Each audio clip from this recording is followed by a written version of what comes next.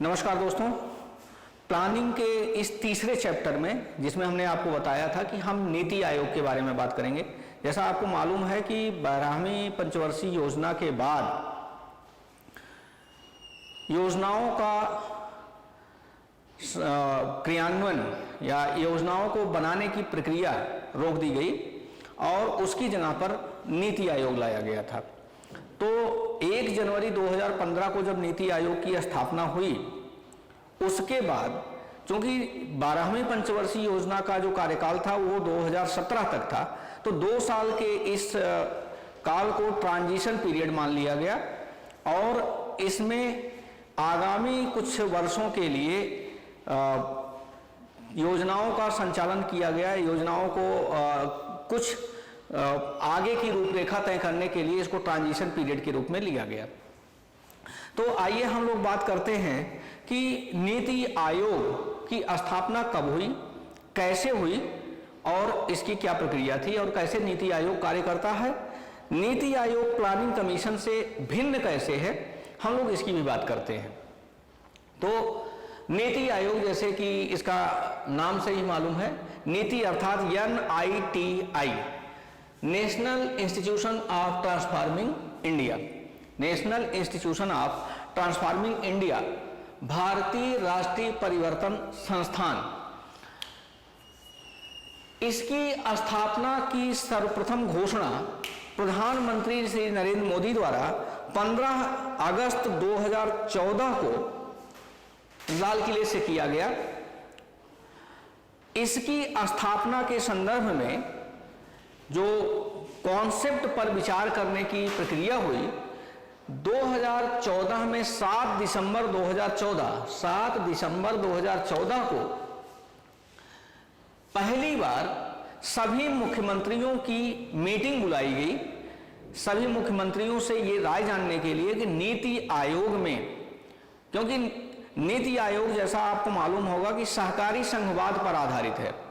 Planning commission में NDC में सारे मुख्यमंत्री तो शामिल थे, लेकिन जब योजनाएं बनाने की प्रक्रिया होती थी तो प्लानिंग कमीशन की वार्षिक बैठक होती थी और उसमें सभी मुख्यमंत्री अपने सलाह को दे सकते थे, लेकिन उनकी सलाह अर्थात उनकी उस सलाह को प्लानिंग कमीशन मानने के लिए बाध्य नहीं था।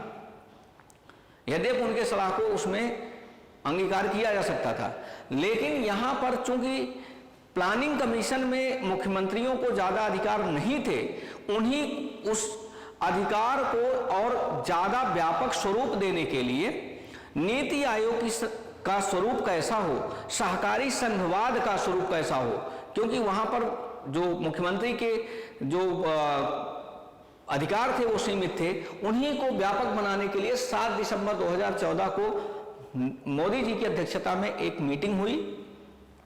1 जनवरी 2015 को कैबिनेट रेजोल्यूशन के माध्यम से नीति आयोग को एक संविधानेतर निकाय या संस्था के रूप में स्थापित कर दिया गया।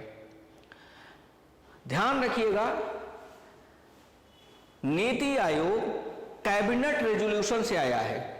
कैबिनेट रेजोल्यूशन शब्द याद रखिएगा, ये एक्स्ट्रा कॉन्स्टिट्यूशनल बॉडी है और 6 फरवरी 2015 को इस नीति आयोग की पहली बैठक हुई। आपसे कई बार ये पूछा जाता है कि नीति आयोग के प्रथम उपाध्यक्ष कौन थे, तो शायद आपको नाम याद होगा, अरविंद पनगड़िया थे। और वर्तमान में अध्यक्ष तो आप जानते हैं कि प्रधानमंत्री ही नीति आयोग का पदेन अध्यक्ष होता है, एक्स ऑफिशियो इसका चेयरमैन होता है। जो डिप्टी चेयरमैन होता है वो फुल टाइम होता है। तो अरविंद पनगड़िया इसके पहले डिप्टी चेयरमैन थे। इस समय राजीव कुमार जी इसके डिप्टी चेयरमैन हैं। इसमें प्लानिंग कमीशन में उपाध्यक्ष भी होते थे। तो प्लानिंग कमीशन का पहला उपाध्यक्ष अगर आपसे पूछा जाए तो शायद आपको मालूम होगा कि गुलजारी लाल नंदा प्लानिंग कमीशन के पहले उपाध्यक्ष हुआ करते थे। और सबसे लास्ट उपाध्यक्ष, अंतिम उपाध्यक्ष की अगर हम बात करें तो मोंटेक सिंह अहलूवालिया हैं। ये थोड़े से फैक्ट हैं जिनको याद रखिएगा आप लोग। नीति आयोग में सीईओ होता है, चीफ एग्जीक्यूटिव ऑफिसर होता है। प्लानिंग कमीशन में चीफ एग्जीक्यूटिव ऑफिसर नहीं होते थे। इस समय जो अमिताभ कांत जी हैं वो प्लानिंग कमीशन के सीईओ हैं। ये फुल टाइम पोस्ट एक क्रिएट की गई है। खैर थोड़ा सा फैक्ट मैं आपको और यहां बताता चलूं। प्लानिंग कमीशन की स्थापना, चूंकि मैंने आपको पहले लेक्चर में ही बताया था कि 28 मार्च 1950 को हुआ था और 1 अप्रैल 1950 से योजना शुरू होनी थी। चूंकि 28 मार्च को स्थापना होती है और 28 मार्च से 1 अप्रैल के बीच में 3 दिन का गैप था, तो इसलिए पहली योजना 1950 में ना शुरू होकर के 1951 में शुरू हुई थी। इस चीज को आप पहले लेक्चर में मैं आपको डिटेल में बता चुका हूं और आप सुन भी चुके हैं। नेशनल डेवलपमेंट काउंसिल की स्थापना 6 अगस्त 1952 को हुई थी। एनडीसी की स्थापना, एनडीसी क्या था? नेशनल डेवलपमेंट काउंसिल को सुपर कैबिनेट भी कहा जाता था। ये मैं आपको बता चुका हूं पिछले लेक्चर में, ये रिकैप आपको दे रहा हूं। नेशनल डेवलपमेंट काउंसिल ही प्लानिंग कमीशन जब तक था तब तक उस समय योजनाओं को अंतिम रूप देने का कार्य नेशनल डेवलपमेंट काउंसिल के पास हुआ करता था। तो नेशनल डेवलपमेंट काउंसिल ही अंतिम रूप से योजनाओं को अनुमोदित करता था, जिसमें सारे मुख्यमंत्री, प्लानिंग कमीशन, योजना आयोग प्लस सारे राज्यों के मुख्यमंत्री इसमें हुआ करते थे। इसलिए इसको सुपर कैबिनेट भी कहते थे। और यहां आपको एक चीज और मैं बता दूं कि प्लानिंग कमीशन में जब एनडीसी कोई सुझाव देता था तो प्लानिंग कमीशन उसको मानने के लिए बाध्य था। जोनल काउंसिल, क्षेत्रीय परिषदें, क्षेत्रीय परिषदें क्षेत्रीय विकास को, क्षेत्रीय असमानता को दूर करने के लिए स्थापित की गई थी। तो क्षेत्रीय परिषद की स्थापना 1956 में की गई थी। नॉर्थ ईस्ट काउंसिल, पूर्वोत्तर परिषद की स्थापना 1976 में हुई थी। नीति आयोग की स्थापना 1 जनवरी 2015 को हुई। इंटर स्टेट काउंसिल, अंतरराज्यीय परिषद, 2 राज्यों के बीच में संसाधनों के बंटवारे को लेकर के अगर कोई मुद्दा होता है तो उसके लिए इंटर स्टेट काउंसिल बनाया गया था, जिसकी स्थापना 1990 में हुई। और इसके अलावा वित्त आयोग, इस पर मैं आपको एक पूरा लेक्चर बाद में प्रस्तुत करूंगा। फाइनेंस कमीशन, वित्त आयोग 1951 में केसी नियोगी की अध्यक्षता में शुरू किया गया था। और स्टेट फाइनेंस कमीशन की शुरुआत 1992 में राज्य वित्त आयोग, अर्थात हर राज्य के अपने फाइनेंस वित्त आयोग का गठन आप जानते हैं कि वित्तीय बंटवारे को, एक केंद्र और राज्य के बीच में वित्तीय संबंधों के निर्धारण को स्वरूप देने के लिए फाइनेंस कमीशन बना था। और राज्यों के अंदर संसाधनों के समुचित बंटवारे को लेकर के, विभागों के बीच में एलोकेशंस को लेकर के, रिसोर्स एलोकेशन को लेकर के स्टेट फाइनेंस कमीशन बनाया गया, जिसकी स्थापना 1992 में की गई। तो आइए हम लोग अब इसके बाद बात करते हैं कि नीति आयोग की संरचना कैसी है और प्लानिंग कमीशन की संरचना कैसी थी। आयोग का ये जो स्वरूप है, स्ट्रक्चर है, आप पहले ही समझ लीजिए कि नीति आयोग और प्लानिंग कमीशन में डिफरेंस क्या क्या है। तो नीति आयोग चेयरमैन, प्रधानमंत्री ही चेयरमैन होता है। प्लानिंग कमीशन में भी प्रधानमंत्री ही चेयरमैन होता था। प्लानिंग कमीशन जब 28 मार्च 1950 को बना था तो इसके चेयरमैन तत्कालीन प्रधानमंत्री जवाहरलाल नेहरू जी थे और पहले डिप्टी चेयरमैन अभी मैंने बताया आपको कि गुलजारी लाल नंदा थे।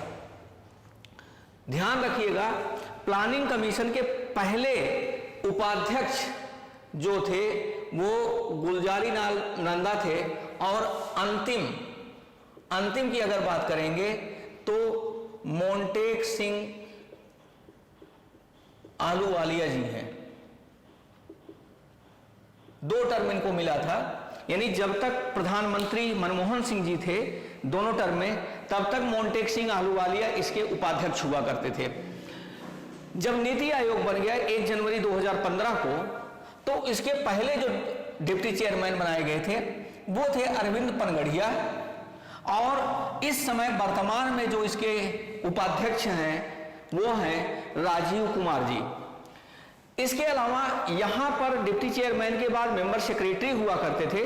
मेंबर सेक्रेटरी जो थे वो सिंधु श्री खुल्लर, क्योंकि प्लानिंग कमीशन 2015 के पहले खत्म हो गया, तो जो उस समय मेंबर सेक्रेटरी हुए करते थे, इसी मेंबर सेक्रेटरी के पोस्ट को यहां पर बदल दिया गया चीफ एग्जीक्यूटिव ऑफिसर सीईओ में, और सिंधु श्री खुल्लर जो थे उस समय जो मेंबर सेक्रेटरी हुआ करते थे उन्हीं को यहां पर सीईओ बना दिया गया। क्योंकि ये पूर्णकालिक पोस्ट है, सिंधु श्री खुल्लर का ये सचिव स्तर का जो अधिकारी होता है वो पूर्णकालिक रूप से प्रधानमंत्री के द्वारा इसकी नियुक्ति की जाती है। अभी जो प्रेजेंट में है वो अमिताभ कांत इसके सीईओ हैं, चीफ एग्जीक्यूटिव ऑफिसर। इसके अलावा इसमें फुल टाइम मेंबर की नियुक्ति की जाती है। फुल टाइम मेंबर में इस समय अगर हम बात करें तो विवेक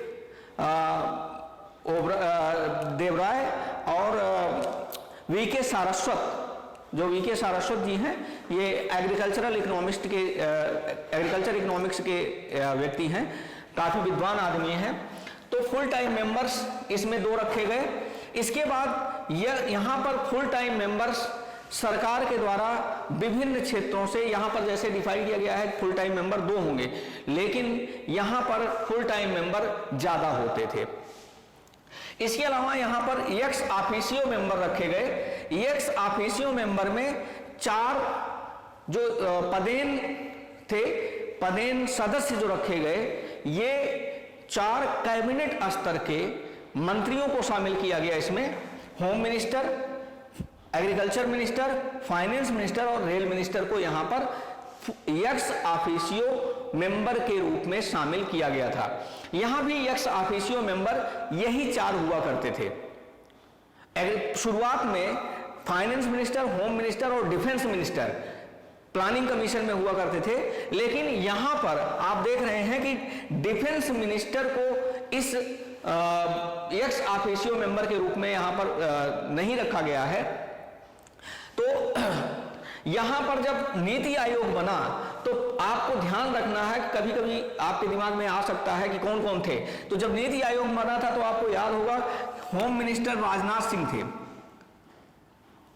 और फाइनेंस मिनिस्टर अरुण जेटली जी हुआ करते थे, और रेल मिनिस्टर जी जो थे वो सुरेश प्रभु जी थे, और एग्रीकल्चर मिनिस्टर राधा मोहन सिंह थे।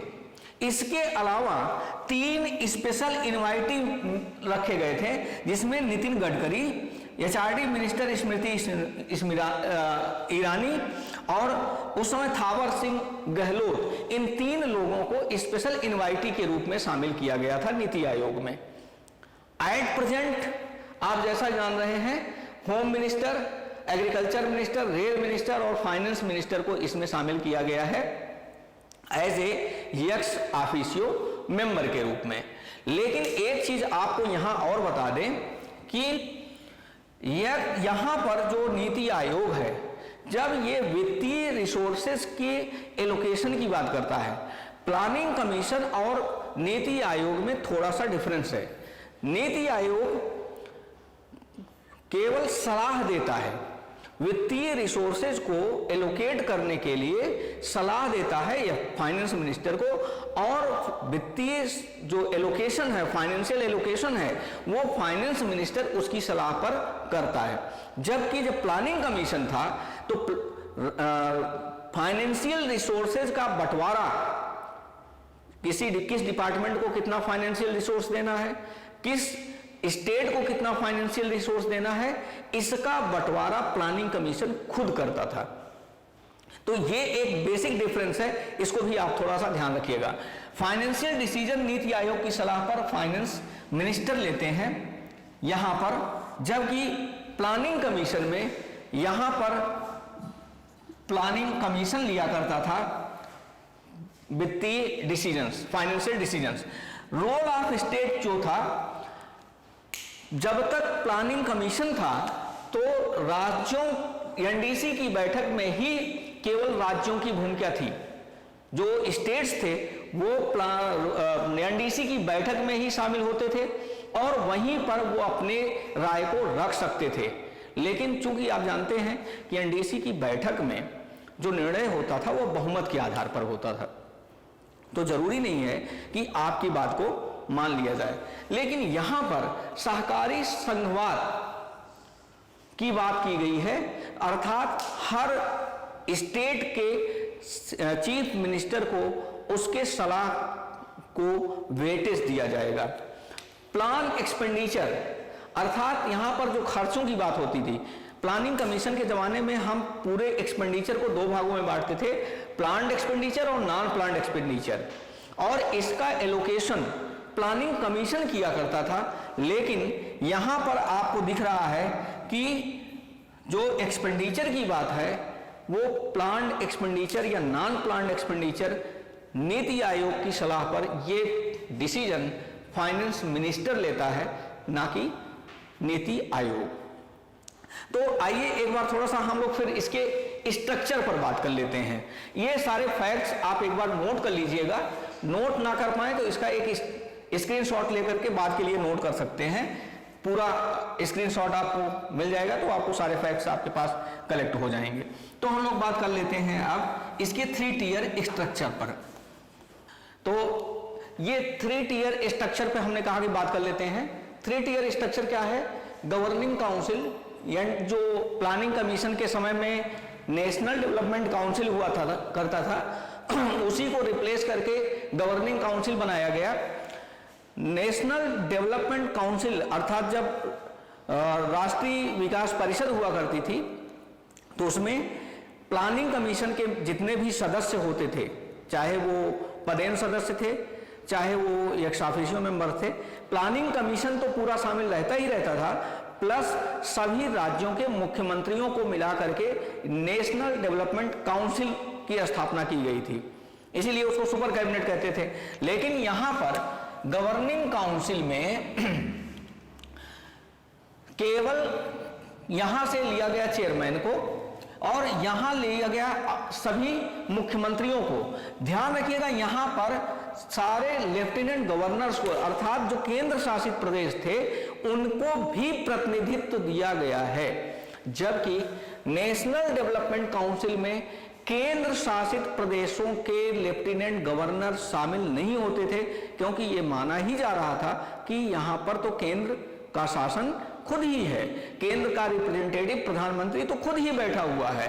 तो इसलिए वहां पर नेशनल डेवलपमेंट काउंसिल में lieutenant governors of all union territories को शामिल नहीं किया जाता था, जबकि हमने पहले ही बताया कि नीति आयोग सहकारी संघवाद पर आधारित है। तो सभी राज्यों को, चाहे वो केंद्र शासित प्रदेश हो चाहे वो राज्य हो, उन सबको प्रतिनिधित्व देने के लिए यहां पर इस तरह की संरचना बनाई गई। तो यहां सबसे सुप्रीम बॉडी कौन है? Governing council. नीति आयोग की सबसे सुप्रीम बॉडी है गवर्निंग काउंसिल, जबकि प्लानिंग कमीशन में सबसे सुप्रीम बॉडी हुआ करती थी नेशनल डेवलपमेंट काउंसिल। इसके अलावा बनाएगी रीजनल काउंसिल। कई बार ऐसा होता है कि कुछ क्षेत्रीय मुद्दे होते हैं, कई बार क्षेत्रीय आपस के मुद्दे होते हैं। क्षेत्रीय मुद्दों के समस्या का समाधान करने के लिए, क्षेत्रीय समस्याओं का समाधान करने के लिए क्षेत्रीय विकास परिषद का गठन किया गया है, जिसकी अध्यक्षता पीएम करेंगे एज ए चेयरमैन ऑफ नीति के चेयरमैन के रूप में इसकी अध्यक्षता पीएम करेंगे और इसके जो रिप्रेजेंटेटिव्स होंगे वो रोटेशनल बेसिस पर होंगे। उपाध्यक्ष इसके जो होंगे वो रोटेशनल बेसिस पर होंगे। इसके अलावा नीति आयोग में एक और बनाया गया एडहॉक मेंबर्स। एडहॉक मेंबर्स 2 रखे जाएंगे मैक्सिमम 2 एडहॉक मेंबर की नियुक्ति की जाएगी। ये जो देश की सबसे अग्रणी शिक्षण संस्थान हैं उनसे, जो उच्च कोटि के रिसर्च इंस्टीट्यूशंस हैं उनसे, या जो उच्च कोटि की IITs, IIMs हैं, शिक्षण संस्थाएं हैं, उन सब से रोटेशनल बेसिस पर 2 सदस्यों को इसमें एडहॉक रूप से चुना जाएगा। हमने आपको इसके पहले वाले उसमें बताया कि 2 सदस्य तो रखे ही गए हैं। हमने आपको 2 नाम बताए थे, विवेक देवराय और VK सारस्वत। तो VK सारस्वत और विवेक देवराय तो थे ही, लेकिन 2 अलग से एडहॉक मेंबर इसमें रखे जाएंगे। एक्स ऑफिशियो मेंबर में हमने आपको बताया था कैबिनेट स्तर के 4 मंत्री रखे जाएंगे। इनकी नियुक्ति कौन करेगा? प्रधानमंत्री। प्रधानमंत्री द्वारा नामित 4 कैबिनेट मिनिस्टर कोई भी हो सकते हैं, ये जिनको भी प्रधानमंत्री नामित करें। पहले जब नीति आयोग के शुरुआत में गठन हुआ था तो उसमें 4 जो मिनिस्टर रखे गए थे, होम मिनिस्टर राजनाथ सिंह थे, एग्रीकल्चर मिनिस्टर राधा मोहन दास थे, फाइनेंस मिनिस्टर अरुण जेटली थे और रेल मिनिस्टर सुरेश प्रभु जी थे। CEO, याद रखिए, हम फिर से आपको बता दे रहे हैं, जो उस समय कैबिनेट सेक्रेटरी जो प्लानिंग कमीशन का जो सेक्रेटरी होता था, उसी को यहां पर नीति आयोग में CEO कहा जा रहा है। इसका एक फिक्स टेन्योर होगा। हमने बताया था आपको कि सिंधु श्री खुल्लर जो उस समय लास्ट, जब प्लानिंग कमीशन लास्ट हुआ तो उसके सेक्रेटरी हुआ करते थे, उन्हीं को CEO बनाया गया था, पहला नीति आयोग का पहला CEO। और अभी अमिताभ कांत, ये एक फिक्स टेन्योर के लिए होता है, इसकी भी नियुक्ति प्रधानमंत्री के द्वारा ही की जाती है। स्पेशल इनवाइटी में एक्सपर्ट हो सकते हैं या कोई भी स्पेशलिस्ट हो सकते हैं। इसके 2 थिंक टैंक होंगे, मेन हब्स होंगे जो थिंक टैंक के रूप में काम करेंगे, क्योंकि हमने बार बार आपको बताया है कि प्लानिंग कमीशन एक थिंक टैंक है। इस पर हम आते हैं, अभी थोड़ा सा आपको और डिटेल बताते हैं। टीम इंडिया हब ये एक थिंक टैंक के रूप में काम करेगा, अर्थात ये विभिन्न मुद्दों पर अपनी एक्सपर्ट एडवाइस फाइनेंस मिनिस्टर को उपलब्ध कराएगा। नॉलेज एंड इनोवेशन और थिंक इंडिया हब मिला करके, जैसे आपने देखा होगा प्लानिंग कमीशन में पहले हम क्या करते थे, एक विजन डॉक्यूमेंट बनाते थे 15 साल के लिए। उन विजन डॉक्यूमेंट को हम 5 साल की योजना में कन्वर्ट करते थे, जिसको हम पहले पर्सपेक्टिव प्लान, फिर इसके बाद मिड टर्म प्लान कहते थे। प्लानिंग हमारी 5 साल के लिए होती थी, फिर उस प्लानिंग को हम 1 साल के प्लान में बदल करके बजट तैयार करते थे। 5 साल की जो प्लानिंग होती थी, उस प्लानिंग में रिसोर्स का allocation, financial allocation planning commission करता था, जबकि नीति आयोग के गठन में इस तरह का अधिकार नीति आयोग को नहीं दिया गया है। तो यहां पर फाइनेंशियल अथॉरिटी नीति आयोग को नहीं है, जबकि प्लानिंग कमीशन में फाइनेंशियल अथॉरिटी प्लानिंग कमीशन को थी। यद्यपि इसके बावजूद नॉलेज एंड इनोवेशन और थिंक टैंक मिलकर के 3 साल की, 7 साल की और 15 साल की योजनाएं तैयार करेंगे। इसका इम्प्लीमेंटेशन इसके बाद होगा। ये 3 साल, 7 साल और 15 साल का एक विजन डॉक्यूमेंट बनाएंगे और विजन डॉक्यूमेंट को ईयरली बेसिस पर इंप्लीमेंट किया जाएगा। उसका मूल्यांकन करते हुए हर साल उसका पर्सपेक्टिव मूल्यांकन किया जाएगा।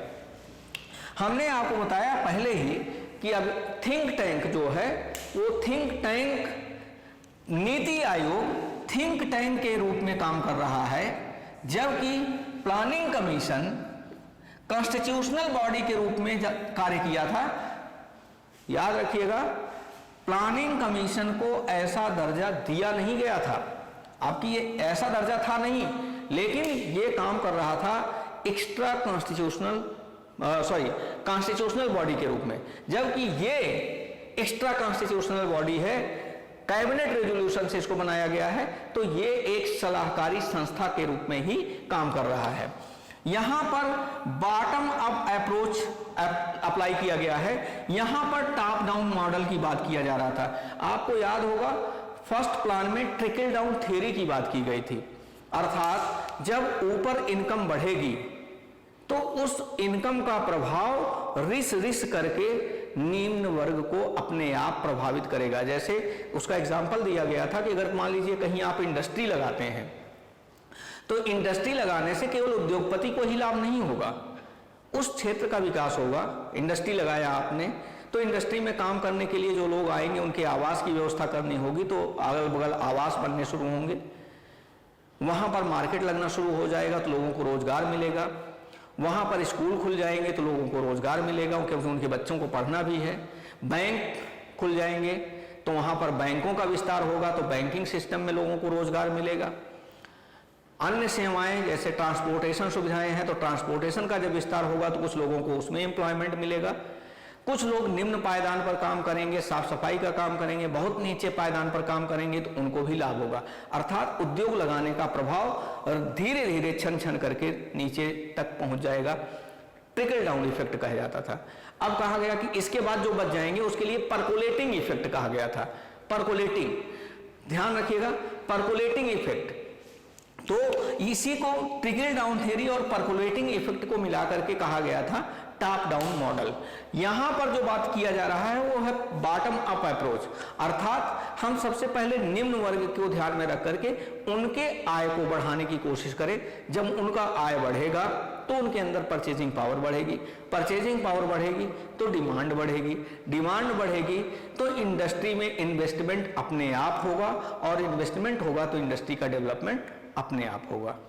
अर्थात नीचे से निम्न वर्ग की आय बढ़ाइए, निम्न वर्ग की आय बढ़ने से मांग बढ़ेगी, मांग बढ़ने से इन्वेस्टमेंट बढ़ेगा, इन्वेस्टमेंट बढ़ने से एम्प्लॉयमेंट बढ़ेगा और उद्योगों का विस्तार होगा। तो ये top down model, trickle down और परकोलेटिंग इफेक्ट टॉप डाउन मॉडल था, और अभी बॉटम अप अप्रोच लेकर के चला जा रहा है। नीतियां लागू करने का अधिकार नहीं है नीति आयोग को, क्योंकि मैं बार बार आपको बता चुका हूं कि ये एक सलाहकारी संस्था है, जबकि प्लानिंग कमीशन धन का आवंटन भी करता था और नीतियों को लागू भी करवाता था स्टेट को। तो इस तरह से इन दोनों में ये अंतर है। उम्मीद करते हैं कि प्लानिंग कमीशन से लेकर के और नीति आयोग तक उसकी स्थापना, उसका स्ट्रक्चर और उससे जुड़ी बहुत सी बातें हमने आपको बताई। अच्छा लगा होगा, ज्ञानवर्धन हुआ होगा और आपको प्रश्न के समस्या के समाधान में आपको सहायक होगा। अगर आपको किसी तरह की कोई परेशानी महसूस होती है, आपको किसी पर दिक्कत होती है, तो चैट बॉक्स में जाइए, अपने प्रश्न छोड़ दीजिए, या फिर हमारी संस्था के लाइव स्ट्रीमिंग सेशन में आप आएं और हमसे डायरेक्ट सवाल भी पूछ सकते हैं। लाइव स्ट्रीमिंग सेशन आप दिए हुए नंबर पर कॉल करके समय पता कर सकते हैं। उस लाइव स्ट्रीमिंग सेशन में भी आप अपने क्वेरीज या अपने जिज्ञासा को शांत कर सकते हैं। तो आज के लिए बस इतना ही। बहुत बहुत धन्यवाद।